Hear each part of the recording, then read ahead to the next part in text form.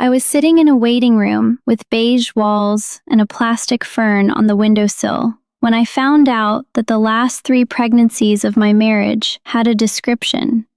Not a diagnosis, a description. There was a photocopied handout on the side table, the kind they leave between the outdated magazines and the box of tissues. I almost did not pick it up. The title said something about forms of control in intimate relationships. I remember thinking that word, control, did not belong to me. I had not been controlled. I had been married. But I picked it up anyway, the way you pick up a pamphlet in a doctor's office just to have something to do with your hands. Halfway down the second page, under a heading I had never encountered before, there were 4 short sentences describing what it looks like when a partner treats a pregnant woman's body as something that owes him a timeline. When the body becomes a disruption instead of a person. When rest is treated as failure and discomfort as inconvenience. I read those 4 sentences and my hands went still in my lap, because those sentences did not describe a stranger's marriage. They described my kitchen, my bedroom, my 9 months and 2 weeks of carrying a child inside a house where the only question anyone asked my body was, why is this taking so long?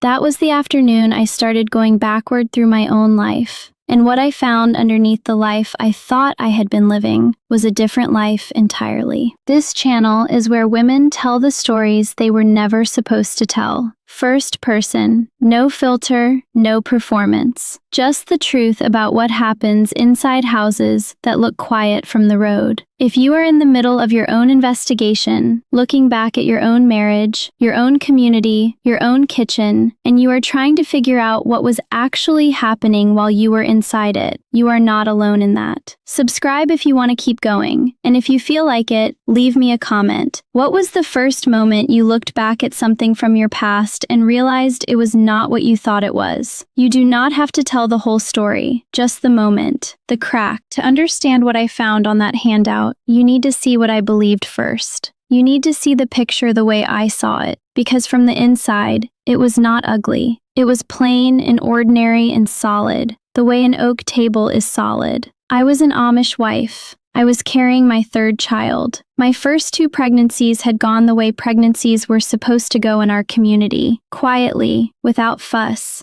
the baby arriving more or less when the midwife expected. I kept the house, I cooked, I canned, I hung laundry in the yard with my belly pressing against the clothesline, and I did not complain, because pregnancy was not a sickness, it was purpose. It was what my body had been made for, and I believed that completely, the way I believed the floor was underneath my feet. It did not occur to me to question it. The community treated pregnancy the way it treated planting season. Something was growing. The household adjusted around the growing, but the work did not stop. Women brought food in the last weeks. My mother-in-law came by to check on things. The bishop's wife sent a note. There was a system in place, a rhythm, and I had watched it operate since I was a girl, watching my own mother carry her 7 children with the same steady quiet I was now carrying mine. Support was built into the structure. I could see it. I could feel the casserole dishes being placed on my counter. I thought that was love. I thought love looked like a woman from church standing in your kitchen ladling soup into your bowls while your husband bowed his head and thanked God for the community that surrounded him. I did not know yet that support and surveillance can arrive in the same dish. My husband was steady. That was the word I would have used then. Steady. He did not raise his voice. He did not strike me. He worked the farm, came inside for meals, read scripture at the table, and spoke to me in the same tone he used with the horses. Calm, measured, certain of the direction. When I became pregnant the 3rd time, he said what he always said, that children were blessings, that God's timing was perfect, that we would manage. I took those words and placed them inside my chest like warm stones, and I carried them there for months. He was a good husband, that is what I believed. Not because I was foolish, because every single thing I had ever been shown about marriage looked exactly like what he was doing. The 3rd pregnancy was different. My body knew something I did not have language for. I was heavier, not just in weight, in fatigue, a tiredness that lived in my bones, that did not lift with sleep because sleep had become a thing I did in fragments, between bathroom trips, between the ache in my hips that made lying on either side feel like pressing against a bruise. The midwife said the baby was positioned well. The midwife said everything looked normal, and I believed her because normal was the only category available. There was normal, and there was something wrong.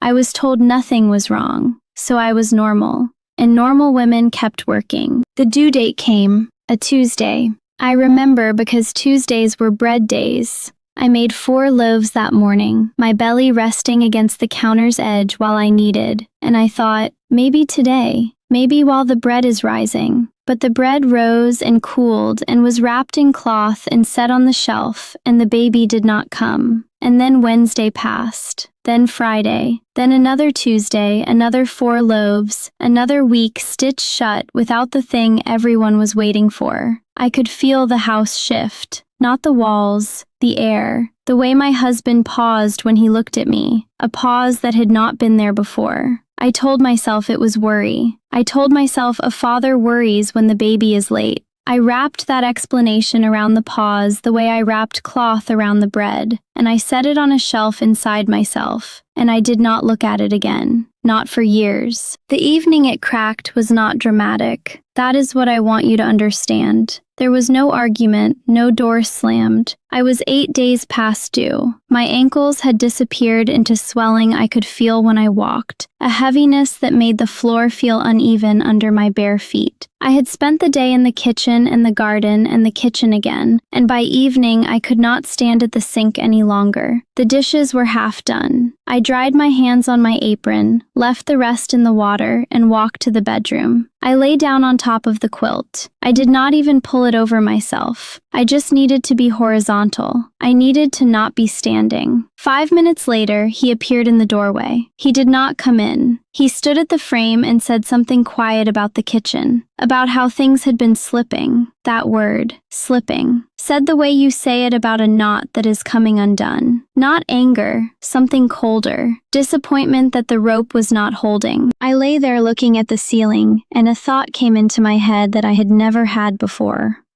He is not worried about the baby. He is bothered that the house is not running on time. I buried that thought before morning. I got up in the dark before he woke and finished the dishes with my hands in cold water and my back pulled tight as wire. I swept the floor. I started breakfast. By the time he came to the table, the kitchen looked the way it was supposed to look, and his face looked the way it was supposed to look, and I looked the way I was supposed to look. Upright, capable, apologetic without having spoken an apology. I had plastered over the crack so cleanly that I forgot it was there. I told myself he was tired. I told myself pregnancy was hard on husbands too. I told myself that I was the one who had left the dishes, and a wife who leaves the dishes when her husband has been working the farm all day is a wife who is not pulling her share. I believed that. I believed it the way I believed the floor was underneath my feet, but the crack was there. Underneath the plaster, underneath the apology, underneath the bread and the swept floor, and the years that would pass before I found that handout in that waiting room, the crack was there. And when I finally went back to look at it, what I found underneath was not what I expected. I expected to find a bad night, a tired husband, a difficult pregnancy. What I found instead was something that had been there the entire time, built into the walls of the house I had believed was shelter. The surface picture, the community, the casseroles, the steady husband, the quiet faith, had not been wrong, exactly. It had been incomplete, and what was missing from the picture was me. Not me the wife, not me the mother, me the woman with a body that was not on anyone else's clock. She had never been in the picture at all, and I had not noticed her absence because I had never been taught that she was supposed to be there. That was the first layer. What my life looked like when I believed the picture was complete. What the picture looked like when I realized it was not. But the dishes at midnight and the word slipping, and the morning apology I made with my hands in cold water, those were just the surface. When I started looking underneath, at moments I had carried for years without examining, at sentences I had swallowed without tasting, At the way my husband's body moved through my pregnancies like a man waiting for a train that was running late. That is where the investigation changed. And what I found in the next layer was harder to hold, because it meant that the things I had called love had other names. And some of those names were very, very quiet. The midwife visit is the one I went back to first. It was maybe 10 days past due. My husband drove the buggy. I remember being grateful because the road was rough and my hips ached in a way that made sitting on the bench feel like balancing on a fence rail. I thought he was coming because he cared. I thought his hand on the side of the buggy, steady and quiet, was the hand of a man who wanted to make sure his wife was safe. We sat in the midwife's kitchen. She checked me. She said everything was fine, the baby was healthy, some babies just take longer. First frost does not come on the same day every year. I remember smiling at that. My husband did not smile. He asked when, not how is she, not what can we do to make her more comfortable. When would the baby come? What could be done to move things along? Were there teas, remedies, walks she should be taking? The midwife answered gently. She said the baby would come when the baby was ready. My husband's jaw tightened, just slightly. The way a man's jaw tightens when he has been told the harvest will be late, and there is nothing he can do about the weather. I saw it then. I just did not understand what I was seeing. I thought it was a father's impatience. Looking back now, through every layer I have peeled since, I can see what it actually was. He was not asking about the baby's arrival. He was asking about the disruption's end. My body had become a delay in his routine, and he wanted an estimate for when the delay would be resolved. The sleeping is the one that stayed in my body longest. Somewhere around the 11th day past due, he began sleeping in the other room, the room we kept for guests, with the narrow bed and the plain quilt. He said it was because I was restless, because I got up too many times in the night, because he needed his sleep for the farm. All of that was true. I was restless. I did get up 4-5 times a night. He did need sleep, but there was something in the way he said it, not as a question, not as a conversation, but as an announcement that left me lying in our bed alone, 9 months and 11 days pregnant, staring at the wall with a feeling I could not name pressing against the inside of my ribs. I know the name now. The feeling was, my discomfort had been reclassified. It was no longer something happening to me. It was something I was doing to him. My body's needs at night, the bathroom, the shifting, the pillow between my knees, the small sounds I made when the weight pressed wrong. These had become his inconvenience, and his solution was to leave. Not cruelly, not with anger, with the practical efficiency of a man closing a barn door against a draft. I was the draft. My pregnant body, doing what pregnant bodies do at 41 weeks, was the draft. His mother came on a Saturday. She stood in my kitchen, and surveyed the counters the way a foreman surveys a work site. She asked how I was feeling. Before I could answer, she said something about her own pregnancies, how she had carried her 5th baby 2 weeks late and still managed to put up 30 quarts of tomatoes the week before the birth. She said it with a smile. She said it the way women in our community said most things, wrapped in warmth, lined with instruction. The message underneath the smile was simple. Other women managed. Other women did not let a late baby slow them down. I was slipping. That word again, slipping. Except she did not say it. She did not need to. She said it with the 30 quarts of tomatoes.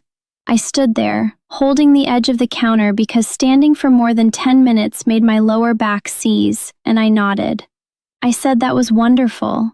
I said I hoped to get some canning done before the baby came. And then she left, and I went to the garden, 9 months and 13 days pregnant, in July heat. And I picked beans for 2 hours because a woman who rests when there are beans to pick is a woman who is not trying hard enough. I did not faint, but I came close. I sat on the dirt between the rows with my head between my knees and my hands pressed flat against the ground. and I waited for the darkness at the edges of my vision to pull back. And I did not tell anyone, because telling someone would have meant admitting I had needed to rest. And needing to rest was the problem everyone was already whispering about. I carried those 3 incidents, the midwife visit, the sleeping arrangement, the mother-in-law's tomatoes, for years without connecting them. They were separate memories, ordinary memories, the kind of thing every married woman files away and does not examine because examining would mean questioning, and questioning was not something I had been given tools for. It was not until I met a woman named Grace at a support group 3 years after I left that the connection became visible. Grace was not Amish. She had come from a fundamentalist Baptist community in another state. Different hymns, different head coverings, same architecture. We were sitting in metal folding chairs in a church basement. Ironic, I know. And she was talking about her second pregnancy, how her husband had tracked her contractions on a notepad, how she had thought it was beautiful, a father counting down to his child, how she realized later he was tracking her the way you track livestock approaching delivery.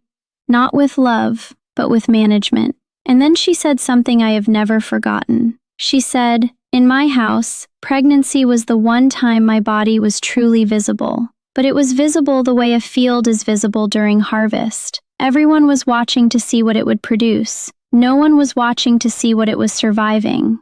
I did not speak for a long time after she said that. I did not need to. She had just described my kitchen, my midwife visit, my husband's jaw, my mother-in-law's tomatoes, my garden, my beans, my dirt. She had described all of it, and she had never set foot in my state. That was the night I understood it was not personal. My husband was not uniquely impatient. His mother was not uniquely critical. My community was not uniquely blind. What Grace had described, a woman's pregnant body treated as a production event rather than a human experience, existed in her church and in my church, and in communities neither of us had ever visited. It was design. Theology built the frame. Children are God's blessings. A woman's body is the vessel. Pregnancy is purpose. Purpose does not rest. Community built the walls. Other women managed. Other women canned. Other women did not complain. Comparison was enforcement dressed in fellowship. Marriage built the roof. The husband provides, the wife performs, the body delivers on schedule, and if it does not, the disruption is hers to apologize for. My body during pregnancy did not belong to me. It belonged to God first, then to my husband, then to the community's expectations, then to the baby, and somewhere far below all of that, underneath layers I had never been told existed, it might have also belonged to the woman living inside it, but no one had ever mentioned her. She was not part of the blueprint. If you are still here, I think it is because something in those metal folding chairs, or that garden dirt, or that midwife's kitchen, felt like a room you have been inside. This is the part of the investigation where the ground gets heavier, where you stop looking at what happened and start counting what it cost. If you want to keep going with me, with this channel, with these stories, you can subscribe. Every woman who subscribes is another woman saying, "I looked underneath the surface picture. What I found was not just one house. It was bigger than one house, and I am not going to look away from it." What it cost me is the part I have to say slowly. Not because I do not have the words now, because the words are heavy and I want to place them carefully, the way you place something breakable on a shelf. It cost me my body's trust. I learned during those pregnancies to override every signal my body sent. Pain was not pain. Pain was normal. Exhaustion was not exhaustion. Exhaustion was laziness wearing a disguise. When the contractions finally started, real contractions, the kind that gripped my entire middle and released in waves, I did not tell anyone for almost 4 hours. I kept sweeping. I kept folding laundry. I kept my face arranged in the expression of a woman who was fine, because I had been trained, by every casserole and every tomato story and every cold silence, that my pain was not significant enough to interrupt the household's rhythm. 4 hours. my body screaming and my mouth quiet. That is what it cost me. A body I could no longer hear because I had spent years being taught that its voice did not matter. It cost me the first months with my child. I was back at the stove within days of the birth. Not because there was no help. The community sent help. A young woman came to assist with laundry and cooking, but I could not let her. I could not sit in a chair and watch another woman do my work, because every fiber of my training said that a woman who sits while there is work to be done is a woman who is failing. So I stood, I cooked, I cleaned, I fed the baby and set the baby down and picked up a broom. And the baby's first weeks became a blur of flour and heat and aching stitches and a bone-deep fatigue that I wore like a second skin. I did not hold my baby and breathe. I did not sit in a quiet room and learn the weight of her in my arms. I did not have the capacity. It had been spent. Every ounce of it used up on proving that my body's timeline had not broken the household. I was proving I was still useful. And in the proving, I missed her. I missed the first soft weeks of my daughter's life because I was standing at a stove, earning back the ground I believed my late pregnancy had cost me. That is a debt I cannot repay. That is a cost I cannot undo. And for years, I did not even know I had paid it. There was one more layer. Underneath the cost, underneath the system, underneath the incidents I had replayed and re-seen and finally understood, there was something at the very bottom. A word. The word I had almost touched in that waiting room with the photocopied handout. The word I had circled around for 3 years of therapy and 2 years of reading and one night in a church basement with a woman named Grace. The deepest layer was not another memory. It was a name. And the name changed the shape of everything above it. I want to tell you where I was when the word arrived because I think the location matters. I was not in a library. I was not at a desk. I was sitting on the floor of my therapist's office with my back against the wall and my knees pulled up, which is where I ended up sometimes when the chair felt too formal for what I was carrying. We had been talking about the pregnancies again. She had asked me to describe, one more time, the feeling I had on the 11th night, the night he moved to the other room. I told her what I always told her, that his leaving felt like a door closing, that the draft metaphor was the closest I could get, that I had been reclassified from a person into a problem. She listened the way she always listened, with her hands folded and her head tilted slightly, like she was hearing something underneath what I was saying. And then she asked me a question I had not been asked before. She said, "When you were pregnant, did you ever feel that your body's experience, your pain, your exhaustion, your timeline, was treated as something your husband had a right to manage?" I said yes. I said it immediately. I did not even think. And she nodded, and she said 2 words, reproductive coercion. I almost laughed. Not because it was funny, because I thought I knew what those words meant. I thought reproductive coercion meant someone forcing you to get pregnant, someone hiding your birth control, something violent, something obvious, something that happens to other women in other situations that look nothing like a quiet Amish farmhouse with bread on the shelf and a husband who reads scripture at the table. I said that to her. I said, "But he never forced me to get pregnant." And she said, and I need you to hear this the way I heard it, sitting on that floor with the carpet pressing into my palms. She said, "That is not the only form it takes." She said that reproductive coercion also includes controlling how a pregnancy is experienced, punishing the pregnant body for not performing on schedule, treating the pregnant person's physical needs as inconveniences to be managed, rather than realities to be honored, removing the pregnant person's voice from decisions about her own body during the most physically vulnerable season of her life. She said each form quietly. She did not rush. And with each one, something inside me went very still, because each form she described had an address, and the address was my kitchen, my bedroom, my garden with the bean rows, My midwife's table where he asked when and not how. 2 words: reproductive coercion. I had been investigating for 3 years. I had peeled back the surface picture. I had re-examined every incident. I had sat in a church basement and heard a woman from another state describe my house. I had counted the cost in lost body trust and missed first weeks and years of guilt I carried like stones in my apron pockets. And she gave me 2 words. And the investigation was not over. I do not think it will ever be fully over. But something shifted, the way a key shifts inside a lock that has been stuck for a long time. Not dramatic, not loud, a quiet click, and then the door opens. And what is behind the door is not a new room. It is the same room you have been living in, seen for the first time with the lights on. The schedule was reproductive coercion. The silence when I rested was reproductive coercion. The jaw tightening at the midwife's table was reproductive coercion. The mother-in-law's tomato story, deployed like a measuring stick against my pregnant body,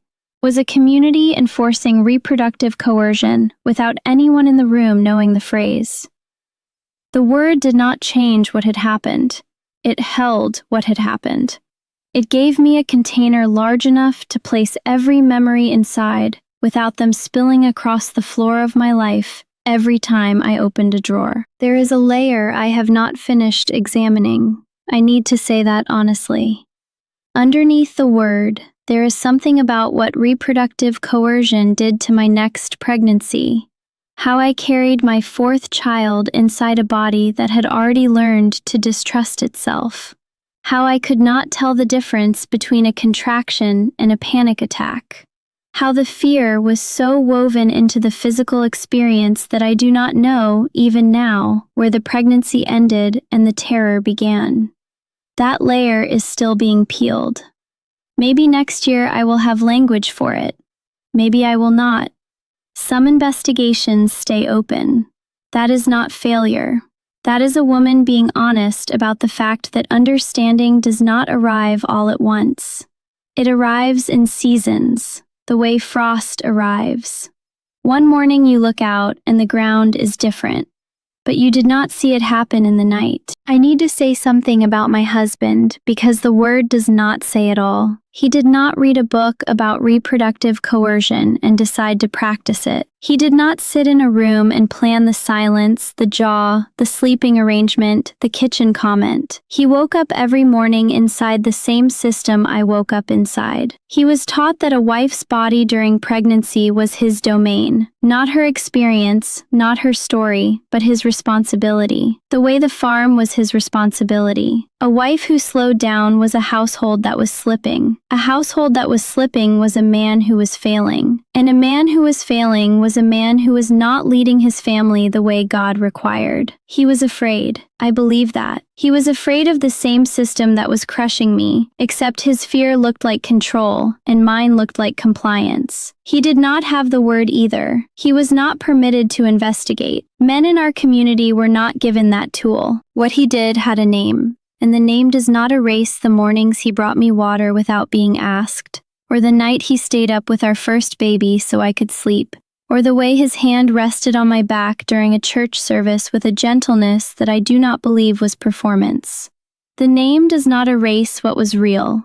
The name explains what was also happening alongside the real, underneath the real, woven into the real so tightly that I could not see where love ended and architecture began. If you are sitting somewhere right now, a couch, a car, a bathroom floor with the door locked, a bed where someone is sleeping 3 feet from you and does not know what you are listening to, and something in this story landed in a place you did not expect it to land, I want to tell you something about what you are doing right now. You are investigating. Maybe you do not call it that. Maybe you call it overthinking. Maybe you call it being ungrateful. Maybe you call it that thing you do at 2 in the morning when everyone is asleep and you open your phone and type words into a search bar that you delete before the sun comes up. If you have been reading books with titles you would not have touched 5 years ago, if you have been replaying a moment from a pregnancy, yours, your mother's, your sister's, and thinking for the first time, wait. If you have been circling a word on a worksheet in a therapist's office